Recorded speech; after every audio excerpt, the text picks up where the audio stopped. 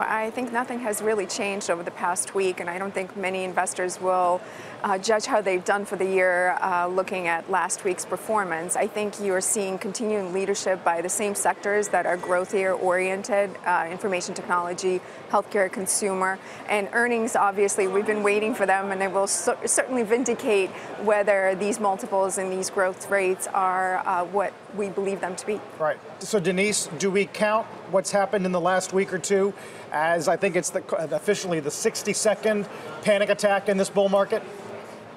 Well, I think that what you see is in most years, 60% of the years since 1960, corrections happen. So when you see very quick, sharp corrections, that actually has higher returns and higher odds on a go-forward basis. So what that means to me statistically is that more often than not, these quick, sharp pullbacks happen in bull markets more often than bear markets. So I think to that point, I think leadership trends tend to persist through it.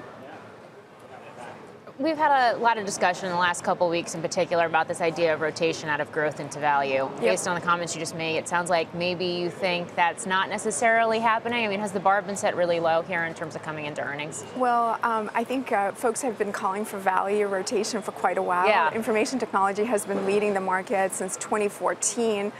Growth has been leading the market since then as well. And if you see it, the performance to date, growth continues to lead. And even last week, when we had the pullback, Russell 1000 growth actually outperformed Russell 1000 value. And I think folks will find that somewhat surprising. So again, it comes down to fundamentals, it comes down to earnings growth and top line growth. Ultimately, we need to see pricing power, we need to see end market strength.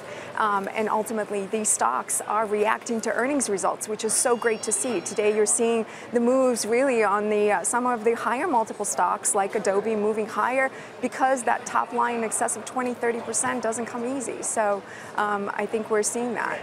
Denise, what types of companies do you expect to perform better as we continue to head through Q4, whether it is an industry or whether it's geographic mix in terms of where their customers are?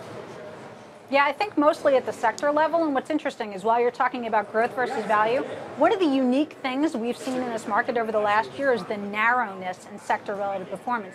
Usually you don't see just 3 sectors actually outperforming in any one-year time frame. That's a rare signal. And what it usually means is that the market is set to broaden.